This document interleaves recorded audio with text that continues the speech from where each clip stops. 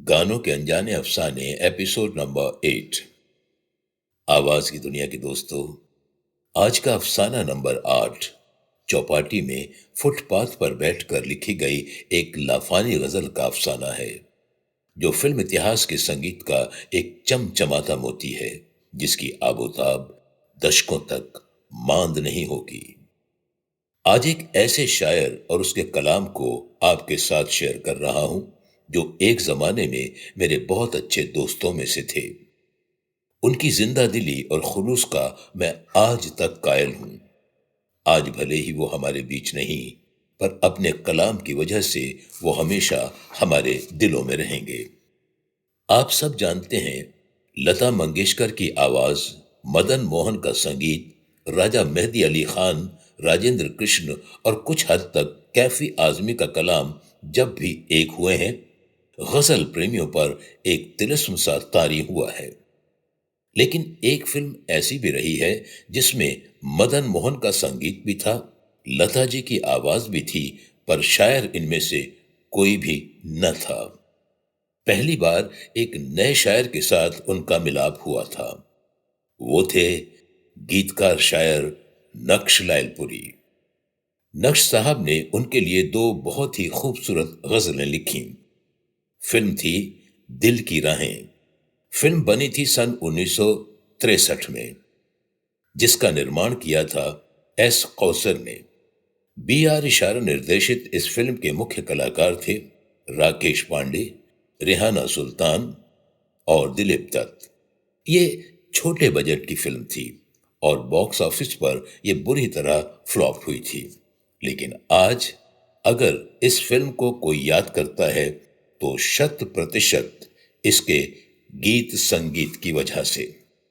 मदन मोहन के जादुई संगीत, नक्श लायलपुरी के पुरअसरार अल्फाज और लता मंगेशकर, उषा मंगेशकर और मन्ना डे की मधुर आवाजों ने इस फिल्म के गीतों को एक अलग ही बुलंदी तक पहुंचा दिया था।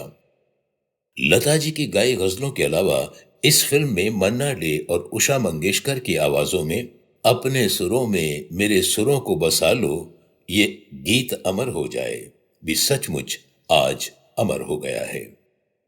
नक्श लायलपुरी ने मदन मोहन के साथ 3 फिल्मों में काम किया था, दिल की राहें, प्रभात और तीसरी फिल्म अधूरी ही रह गई थी। एक इंटरव्यू के दौरान नक्श लायलपुरी ने फिल्म दिल की राहें की एक बेहद खूबसूरत और मकबूल गजल बनाने की कहानी हमें बताई थी, जिसका जिक्र मैं करने जा रहा हूं। उन्हीं के लफ्जों में इस गजल के बनने की कहानी सुनिए। मैंने रविवार को एक गीत लिखा था, जिसे सोमवार को रिकॉर्ड होना था। लता जी ने डेट दी हुई थी। मैं गीत लेकर मदन मोहन साहब के पास गया तो पता चला कि फिल्म के निर्माता चाहते हैं कि गीत के बदले में कोई गजल हो। उनका कहना था कि अगर मदन मोहन के साथ गजल नहीं बनाई तो क्या बनाया। मैंने जो गीत लिखा था, मदन साहब चाहते थे कि मैं उसी धुन पर कोई गजल लिख दूं। उस वक्त सुबह के 11 बज रहे थे।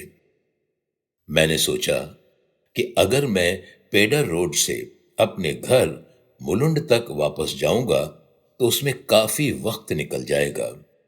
इसलिए मैं मदन साहब के घर से निकलकर उनके घर के पास ही स्थित चौपाटी में फुटपाथ के एक कोने में बैठ गया और लिखने लगा।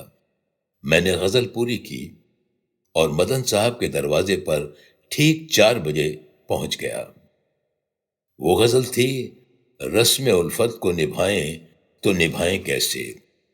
है ना हैरत की बात कि फुटपाथ के एक कोने में बैठकर नक्श साहब ने जिस अमर गजल की रचना की थी, वो कलाम, मौसीकी और गायकी के लिहाज से आज भी लाजवाब, बेमिसाल, बेजोड़ है और गजलों की दुनिया के आसमान पर चांद की तरह रोशन है।